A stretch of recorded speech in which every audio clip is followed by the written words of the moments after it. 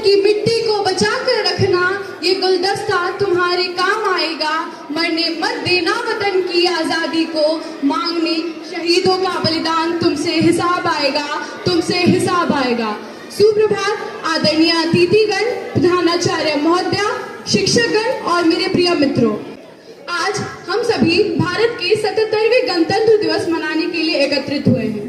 सबसे पहले मैं आप सभी को गणतंत्र दिवस की हार्दिक शुभकामनाएं देना चाहूंगी।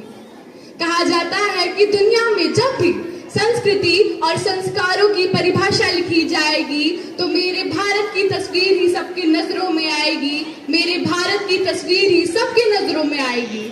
हिंदुस्तान की ओठों में गंगा और हाथों में तिरंगा है, जो कभी सत्यम शिवम सुंदरम तो कभी वंदे मातरम, तो कभी पंजाब सिंध गुजरात मराठा द्रविड़ उत्कल बंगा है, और प्रेम की यही पूज्य भूमि तो भारतवर्ष कहलाता है, तो भारतवर्ष कहलाता है। भारत दुनिया का एकमात्र ऐसा देश है जिसके पास नया खून है, जिसके पास नया जुनून है, जिसके पास नई डरता है, वीरता है, तरंग है, पराक्रम है, साहस है, शौर्य है, जिसके पास धरती जैसा धैर्य है तो अग्नि जैसा तेज, वायु जैसा वेग है तो जल जैसी शीतलता।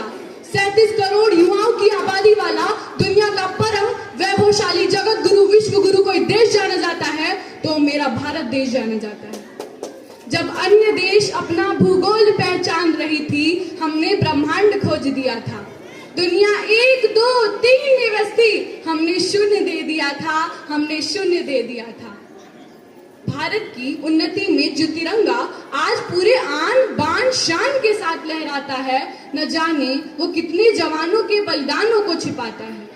आज हम चैन से सो उठ बैठ पाते हैं तो उन जवानों के बलिदानों के कारण, जिनकी माओ ने पूछा होगा कि साहब आप तो भर्ती में 1 इंच भी कम नहीं लेते, मैं अपने बेटे के आधे शरीर को कैसे ले लूं, मैं अपने बेटे के आधे शरीर को कैसे ले लूं।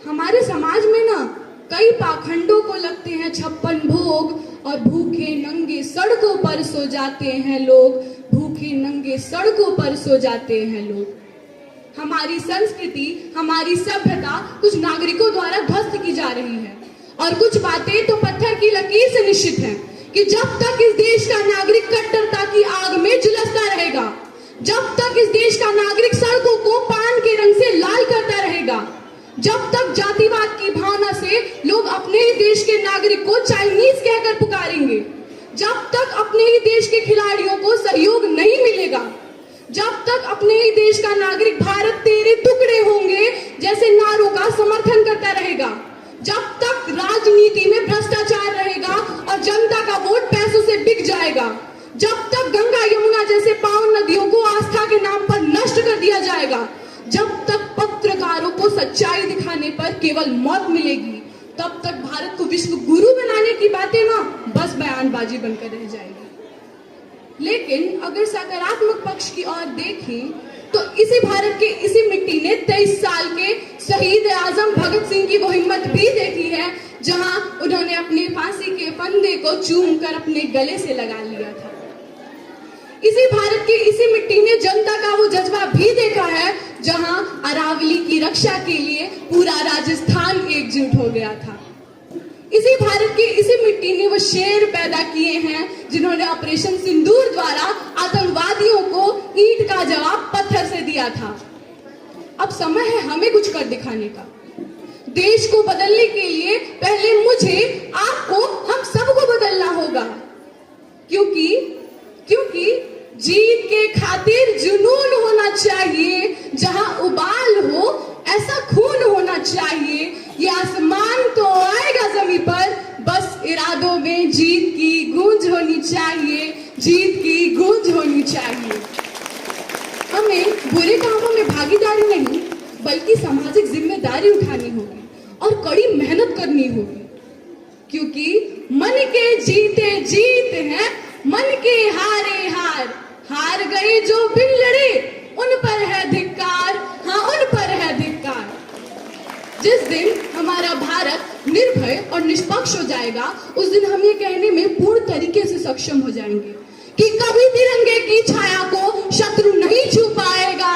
धैर्य, एकता और साहस से हर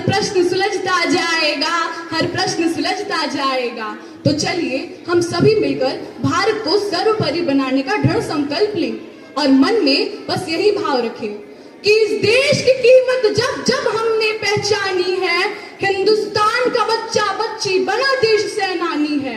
जात पात भाषाओं का बीज पनपने ना देंगे, अब इन आधारों पर हिंदुस्तान को बंटने ना देंगे, हिंदुस्तान को बंटने ना देंगे।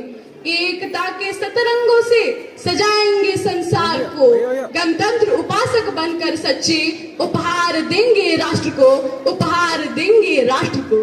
तो अंत में मैं बस इतना ही कहना चाहूंगी कि अगर आए दुश्मनों का सैलाब तो अपने खून से इनकलाब लिख देना। मैं भारत माता की बेटी हूँ, मरूं तो मेरे कफन पर हिंदुस्तान लिख देना, हिंदुस्तान लिख देना। जय हिंद,